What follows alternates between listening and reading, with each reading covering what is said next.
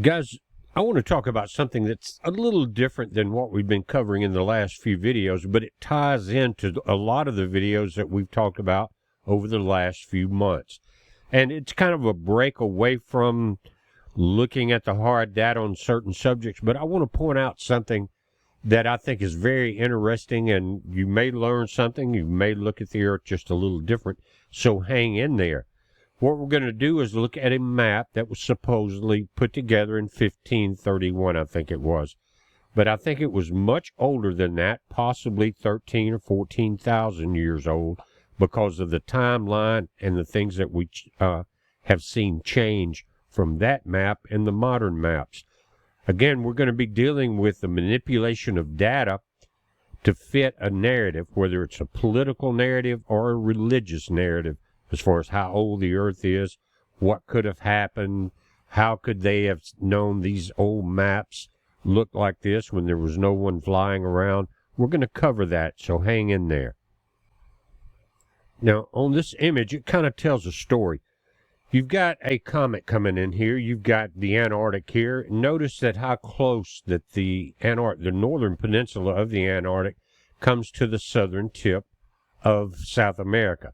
Now, this is not the actual map, but we're going to take a look at it. I'm just kind of giving you an idea of what we're going to talk about.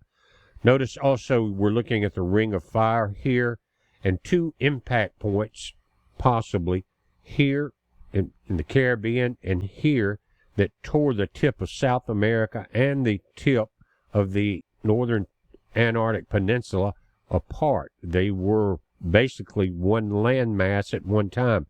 Now, they're saying, again, the Earth is not that old. How could this happen? This is ancient or millions of years worth of volcanic and tectonic movement. But the maps that are much newer than what they're talking about don't show that at all. Let's get into it again. Now, this is the actual map that's in question, and it's kind of strange looking, I understand that, but this is Antarctica, and this is the tip of South America. They were very close together during this point in time when this map was made. Not only that, there was no ice on the Arctic, and they're saying that this has to be pure speculation because the ice on the Antarctic had been there for millions of years. But guys, there has been periods of melt, refreeze, remelting, the whole 9 yards going back to the days of the Younger Dryas. But one of the key things that stuck out to me is this section right here. Again, you've got Antarctica here, you've got Australia, you got New Zealand going here, you got North America, Canada, the North Pole here, Europe. Now, a couple of things have happened. One, we had a 400-foot rise in sea levels that would have changed the map drastically when the Younger Dryas ice melt happened. That's known, it's a fact, they know that. But they're trying to tell us that this map is pure speculation, even because it was done in 1531, and no sailors would have known that the Antarctic was even there. But then they leave out something that's very critical to our data, and that is, I can name very quickly 3 civilizations in history that had the ability to fly. The first was the Sumerians. The second was the Indians, or the people from India that had the Vimanas. The third was in the Hebrew Bible when Ezekiel was taken up, and Enoch also was taken up by these craft. And they were shown the globe. They were shown the planet.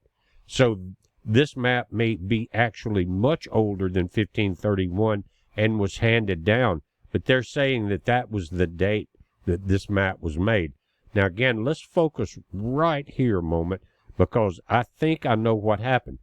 Now, if you dig into mainstream media, they're going to say man has not been here long enough to do this, and that the Earth is millions of years old, but man has only been here for a fragment of the time. They leave out the fact that we have seen different Earth ages. We have seen the 13,000-year half cycles change in the actual planet change during those half cycles, like an Atlas Shrugged type event. But again, focus on this. Let's look at the real maps. And if you look at the different theories on how the ice caps melted and collapsed and we got the 400-foot sea rise, was that it was possibly a cometary impact event, maybe multiple comets or a comet that fragmented and hit in many places on the planet. So in 1531, they're saying that's how old the map is, although I think it's thousands of years old and has been handed down. And to the point in 1531, it was marked down or drawn out. But here, these tips no longer connect. This is the southern tip coming down out of Chile, of South America. Here's the peninsula of northern Antarctica. Now, something happened. If you look at mainstream media, they're going to go and tell you this is millions of years old, even though the maps that they're saying goes back to 1531 show this as a connection. This was an impact point. I'm going to pull it up. What you're seeing is something hit at the same time, 13,000 years or so ago, that the oceans rose 400 feet. There was cometary impacts, and look that up on the Younger Dryas theories of how it happened. But they were worldwide. Something hit right here, and it tore the tip of both continents apart and created what we call the South Georgia and the South Sandwich Islands. And if you were to do this, just looking at it physically, if you were to throw a stone into water that at high impact, you would have this pattern, and you would have this push-up pattern here, and you would have the islands that stick up here. Notice again, the impact at the same time of the Younger Dryas. What I'm doing is showing you that history is much older than they say, but certain parts of it is much newer. But we know that we cannot get the truth from the mainstream narrative. We just talked about them cutting the binders off the book, doing a digital quick scan, and burning the information.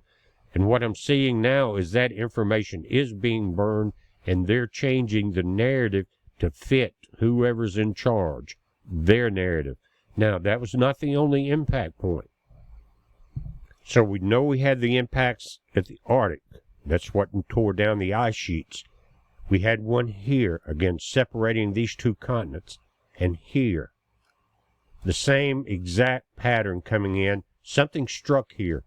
It pushed the mounds up to this area, and here are the islands there now. Again, you can see that, you could push it with a bulldozer and not make it any clearer than what we're seeing. This straight line push is very telling, but something came in and separated this area and pushed it down. It also created one of the deepest parts on the ocean, right here. Check that out. Puerto Rican Trench.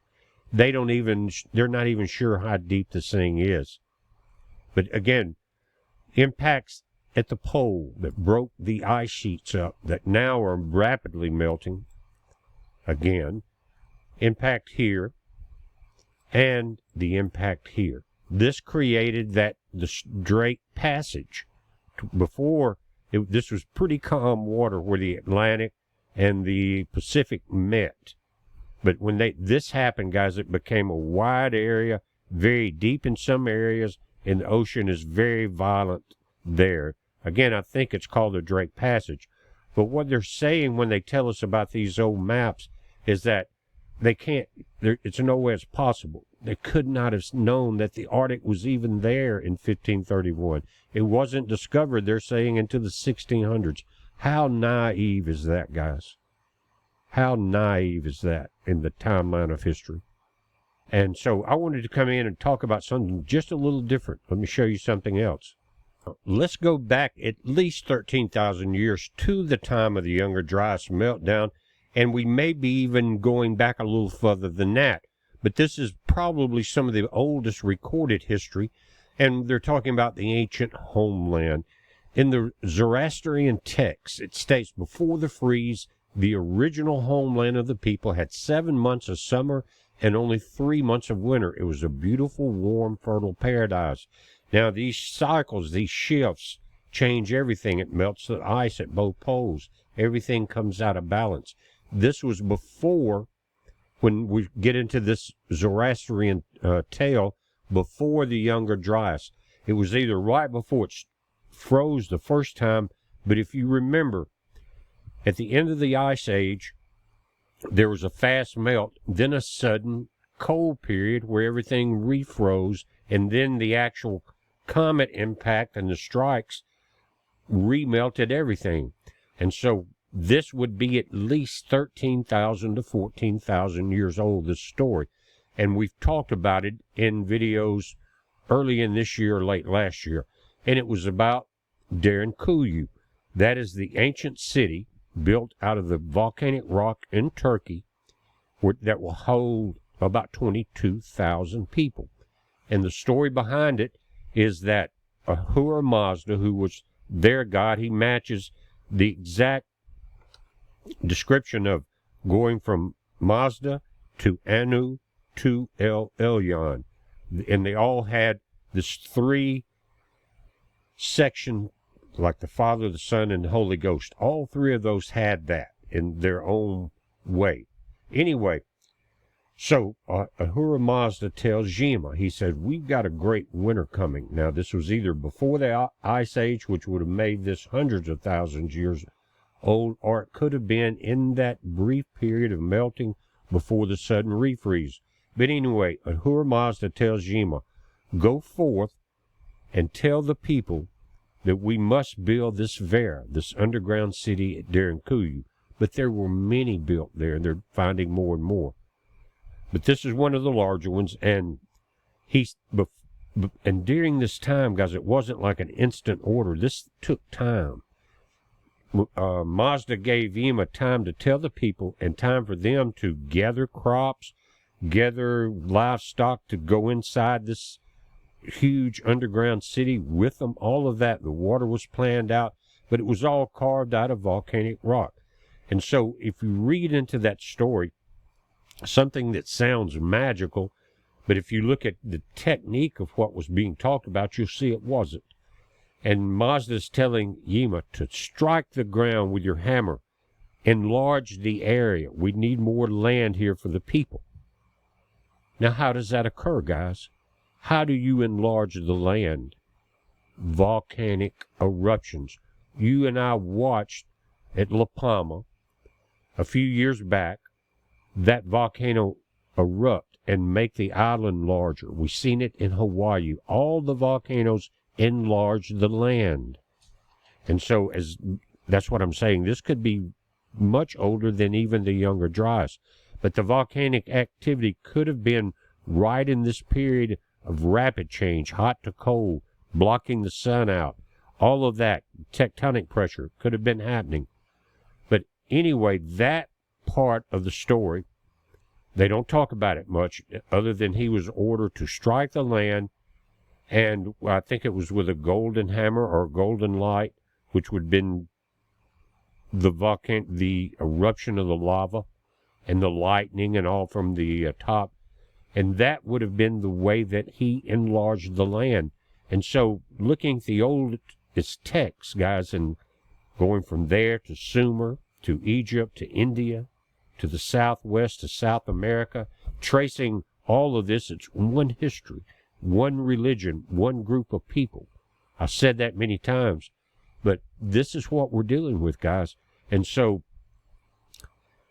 the timing has to be ancient for the volcanoes to erupt in the Turkish area to create this volcanic rock that was easy to carve out and plan through, and very strong and very insulated.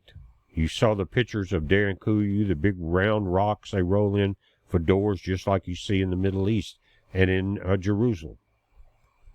But all of this is much older than what they're telling us, but their time and their maps don't fit. Nothing stays the same unless you look at it through clear eyes. And I think they're already, again, destroying some of the older books. Check your data. If you've got some of the older books, look it up, see if it's been changed, see if it's been removed. Because I've noticed even if you look at data and check with AI about certain ages and times, it's starting to narrow down very quickly on its search. And it's regressing as far as ancient history. It's not going there as quickly. Are we already seeing the effect of the books being uncut in half, scanned, or cut the boundaries off, scanned, burned. Then what happens? They manipulate or change the data or completely erase it off the map, just like taking out the books of Enoch and the other books. There were originally 88 out of the Bible to hide the truth from us so they could manipulate everything. It goes much deeper than that. It comes all the way up to the modern Iranian war. We'll get into that, guys, but I appreciate you watching. Most of this, you'll notice, is on our Sumerian History Channel. The intro is on BP Earthwatch so that you'll know it's there. We appreciate it, guys. Thumbs up and subscribe to the Sumerian History Channel. Every little bit helps. It's a heads up. Be safe.